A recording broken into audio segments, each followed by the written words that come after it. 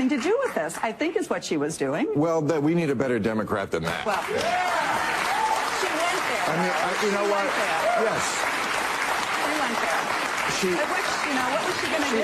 Okay. What's she going to do? Not that. I mean, yeah. I understand why she did it, because she didn't want to be seen with Trump, because that would make her look stupid. Bill Maher is going absolutely scorched earth on the woke left on his show Real Time with Bill Maher, and really all over the place. He's absolutely fed up with the woke left. This time we have Bill Maher going after the woke Democrat governor Gretchen Whitmer for being an absolute idiot, and he goes after her on this show more than I've ever seen him go after any Democrat politician in my time before. Let's get to this clip here where Bill Maher absolutely annihilates his woke governor Gretchen Whitmer on Real Time with Bill Maher.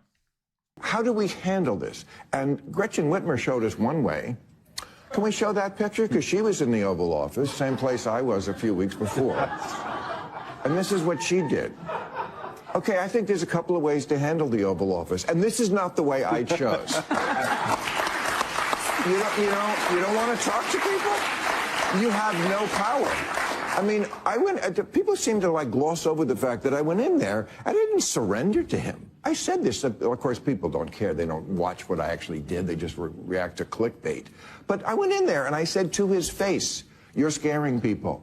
Why do you want to scare your own citizens?" I said to his face, "You ran in 3 elections. You lost the middle one." I said to his face, birtherism was low. Okay. I'm glad that I was able to go and do that, got a seat at the table. Because, again, what else do you have? You have no power. So this idea... Yeah, now, and I love that Bill Maher is having this awakening, but now Democrats are starting to realize that they have to go negotiate with these people. They have to go talk with these people like Donald Trump. Well, at least Bill Maher is starting to realize a lot of Democrats haven't yet. But before they were just like, and they still are saying this, that 90% of them are probably still saying this, if your family voted for Donald Trump, do not go visit them during the holidays. Shun them from your life, right?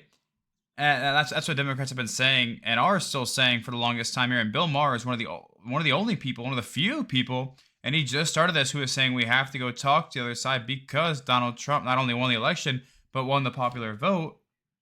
And you can just feel the tide turning. You can feel things changing. The air is different when it comes to the culture, massive culture shifts going on. Bill Maher can see it. Other Democrats can see it. Some are in denial still, and are still shunning people from their light who voted that side, who vote differently from them. But Bill Maher is kind of like, all right, we have to go talk to these people now. Now that he's talking to these people and he's seeing the reaction from the woke left, he's just like, you know what? Screw you guys. Like, they're just miserable people. And he's going to be there for another 4 years. That's a long time to hold your breath. Well, and it's a long time to hold the thing up in front of your face, let me tell you. I think that is why Governor Whitmer went to the White House. She went there to take care of the business of the people of Michigan. You have to. And that's what she did. And so then what happens is she gets basically ambushed by the President of the United States, who pulls her into a press conference that she's not expecting, where he's signing an executive order directing the Justice Department to investigate people who he thinks are no longer loyal to him. I mean, so get in his face right then and there while the cameras are on. Just like, this is a shit show, and I want nothing to do with this, I think is what she was doing. Well, we need a better Democrat than that. Well, she went there. I mean, you know what? Yes. She went there. What was she going to do? Okay. What's she going to do? Not that. I mean, yeah. I understand why she did it, because she didn't want to be seen with Trump, because that would make her look stupid. It's all just a show, no pun intended. It's all just an absolute show, man. Like, it's insufferable. How do you support these people? How do you defend these people? How are you not in Bill Maher's shoes? And even if you're a Democrat and you align more with Democratic viewpoints, how do you not have the same viewpoint as Bill Maher, where it's just like, this is insufferable. I don't want to support people who do shit like this, who cover their face in the Oval Office because they don't want to see him with the president. Are you serious? Like, it's just cringe and childish, man. I don't understand how you support these people, but either way, we have this other clip as well from the same episode of Real Time at Bill Maher, where Bill Maher is continuously destroying the woke cult, man. He's just going after them one after another. Let's go from all angles. Let's go check that one out. And finally, new rule now that the Trump administration has decided that America will pay any price and bear any burden to bring back factory jobs. They have to answer one question. Who's going to take them? Who exactly is supposed to do all this monotonous, low-paying labor? Immigrants? They're all deported. It'll probably be... Not all deported. You know, there's way less of them being deported than should be deported, for being honest. And, you know, people get so mad at me for saying this, and they're like, give them some time. But it's been months now. Like, it's time. I'm tired of giving them time. It's time right now. With all the local, you know, LA stuff going on, I understand. But he's being outpaced by Biden administration numbers and deportation numbers. That's unacceptable. It's one thing to be outnumbered by the Obama administration, but the Biden administration was the one that, you know, we're supposed to deport all these people in recovery from. They had all the borders open. So what are we waiting for? Let's get a move on here. We're not using them all for sex slaves. But I'll tell you who's definitely not doing it. Gen Z.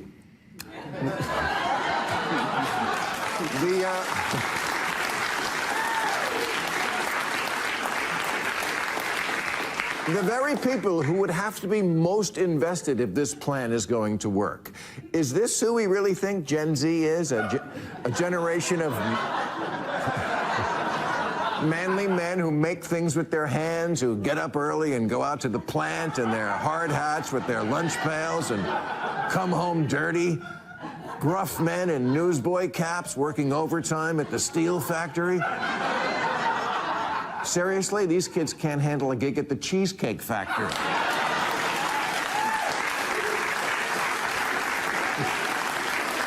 And he makes a decent point, though. I'm curious to see what you all think in the comments. Like, what do you think is going to happen with all these people, with the immigrants supposedly being deported that aren't really being deported? Well, what do you guys think is going to happen to the manual labor jobs and the factory jobs, the jobs that nobody really wants to do nowadays? I am curious what's going to backfill that. Let me know in the comments. Like, who would really want to do that stuff? There's no way you really want to do it unless it's crazy overtime pay. Nobody who genuinely wants to do it are people who have that dog in them and are maybe poor and need money desperately and are willing to put the hours in. And they'd rather just sit back and collect government assistance. So I'm curious to see what you guys think. They're quiet quitting office jobs. If you walk into a department store and ask them for something, they act like you barged into their apartment and woke them up.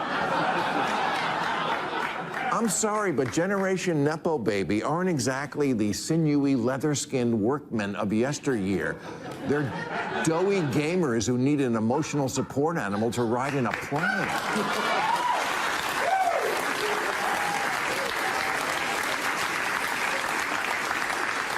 I mean, he is right, man. I can't lie. You know, he's correct here, but I think he's putting the blame on the wrong people, to be completely honest.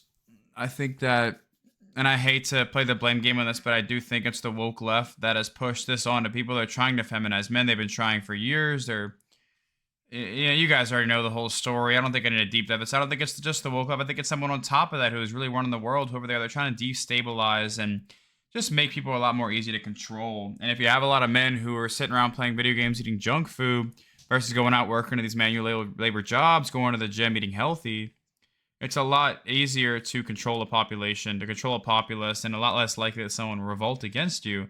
And I think that's what's going on. And I think the woke left is propagating that a whole lot more than the right wing is. But let me know in the comments what you think about Bill Maher going after that woke governor, Gretchen Whitmer. And I just think it's absolutely insufferable. The people, the childish nature of these people. And it's crazy that Donald Trump just brings that out of everyone on the left.